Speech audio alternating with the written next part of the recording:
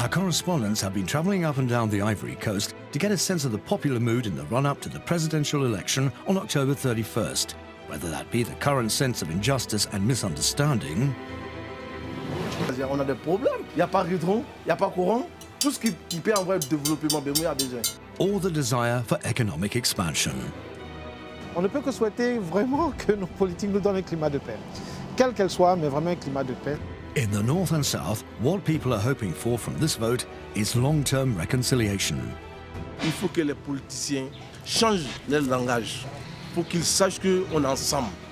Travel the Ivory Coast in this edition of Reporters on France 24 and France24.com.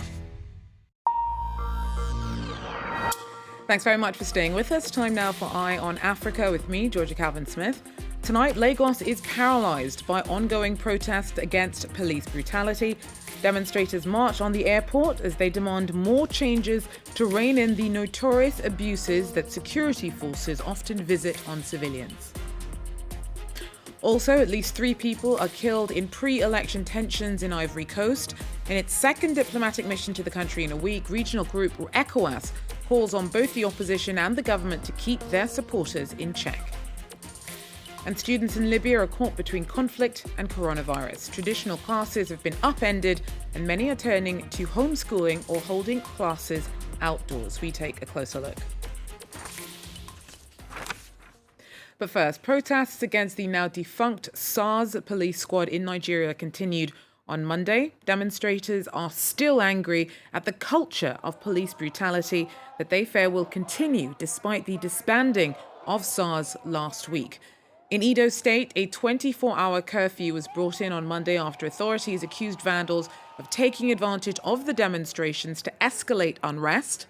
Riots broke out and a jailbreak was reported in Oko in Edo State. Well, Sam Olukoya joined us now with more. Sam, so SARS has technically ceased to exist, but the demonstrations against what they stand for don't show any signs of dying down. Where do things stand on the front of reining in police brutality in the country at the moment? Well, I think the problem sort of goes beyond SARS. I mean, it was part of essentially because of SARS more or less symbolizes the problem, the wider problem in Nigeria. First, you have the issue of police brutality, which SARS had been very notorious in perpetrating. Then you have the wider problem of police brutality itself, and then you have the even wider problem of the Nigerian society, corruption, unemployment. I think these are some of the factors that have kept this problem going, and then the protesters have made a number of demands beyond the SARS issue. They are talking of government should curb corruption, public officers are earning too much to the detriment of the society. So these are the problems that have fueled this crisis, and that's why you saw quite a number of cities experiencing this strike. Lagos, for example, we had a number of people coming out, barricading the road. So it was extremely difficult to move around Lagos as a result of this protest. Now, I mentioned earlier that curfew that was brought in Edo State. Why was that suddenly necessary? Well, in Edo State, there are 2 incidents of jailbreak today.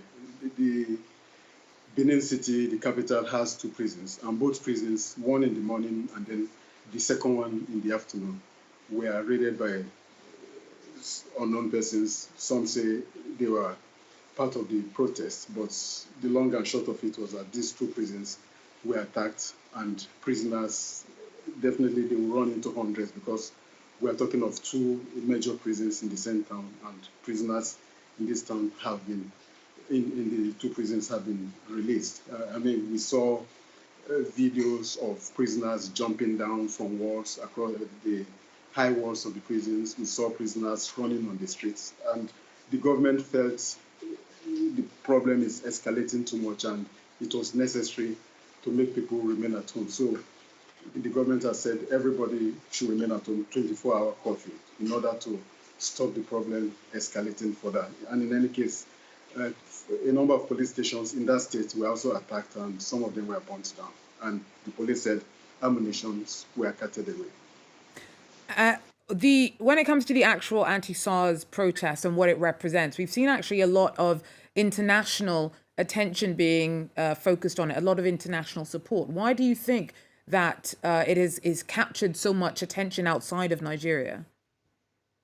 I think even the organizers of this protest, in their widest imaginations, they never assumed it will catch this type of attention, even locally or internationally. But I think that the strength they had is that these are young people, many of them are educated, they are very active on Twitter, and the protest, as you know, started on Twitter, not on the street. It started on Twitter, and there was massive mobilization, both at home and abroad. Even the CEO of Twitter, I mean, he gave support to this thing. There were a lot of support in the US. The Black Lives Matter movement supported them. There were protests all over Europe, France, Germany, UK, the US, Canada. So it's something that attracted a lot of attention, and I think the youths are really happy about it. Sam? And of course, I think Sam, unfortunately, that's all we have time for, but thanks very much, Sam Olukoya, there for us, giving us a bit of an insight of the ongoing anti-SARS protests in Nigeria. Well, and look at other news. Guinea's Electoral Commission has disputed claims by opposition candidate Cellou Dalein Diallo that he has won the first round of the country's presidential election. Diallo's claims are based on his party's count. The National Election Commission still hasn't published its results from the weekend's vote.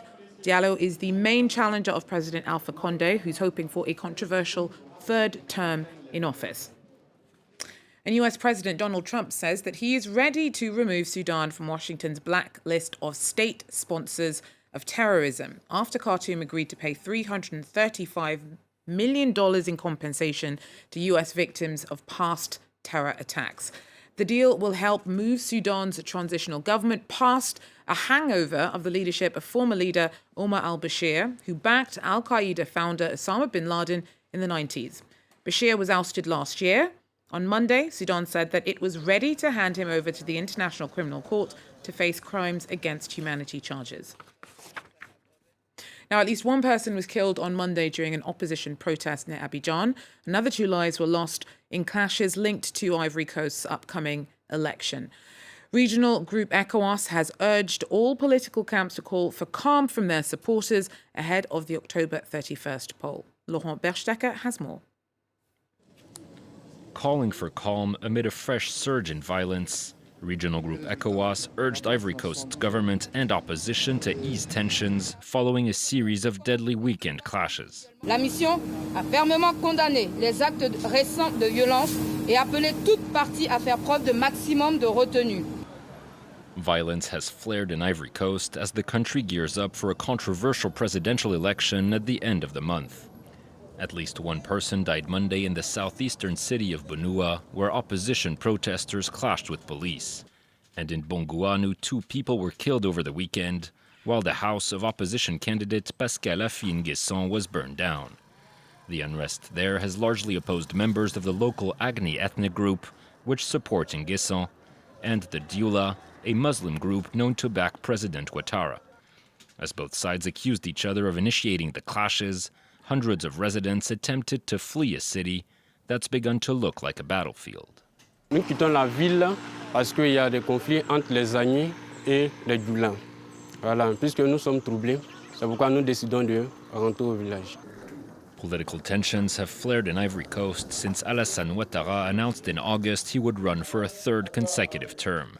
The opposition has called the move illegal and argues it goes against the 2-term limit enshrined in the country's constitution. Opposition candidates Pascal Affi-N'Guesson and Henri Conon-Bédier issued a joint call for civil disobedience last week and urged their supporters to boycott the electoral process.